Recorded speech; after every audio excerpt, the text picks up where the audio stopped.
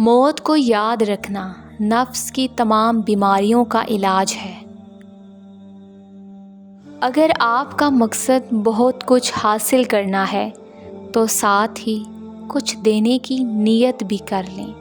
یہ مارکیٹ کا نہیں بلکہ قدرت کا اصول ہے۔ جوانی کے دھوکے میں نہ آنا اے ابن آدم، کیونکہ بوڑھے ہونے سے پہلے ہی کافی نوجوان گزر چکے ہیں۔ کچھ لوگ اپنے خلاف تو ایک لفظ بھی برداشت نہیں کر سکتے، لیکن اپنا زیادہ تر وقت دوسروں پر تنقید میں صرف کر رہے ہوتے ہیں۔ زندگی میں کچھ غلط ہو جائے تو گھبرانا اور ڈرنا مت، کیونکہ دودھ پھٹنے پر وہی لوگ گھبراتے ہیں جنہیں پنیر بنانا نہیں آتا۔ جو کچھ آپ کے پاس ہے اس کے لیے شکر گزار بنو، آپ کو اور زیادہ ملے گا۔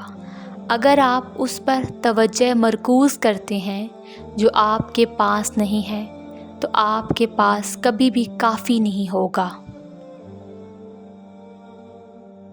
نبی کریم صلی اللہ علیہ وسلم نے ارشاد فرمایا، جو آدمی خیانت کرنے والے کی خیانت کو چھپاتا ہے وہ خیانت کرنے والے کی مانند سمجھا جائے گا۔ انسان جب زندگی کے امتحانوں سے گزر کر پتھر ہو جاتا ہے تو کوئی دل دکھا بھی دے تو برا نہیں لگتا۔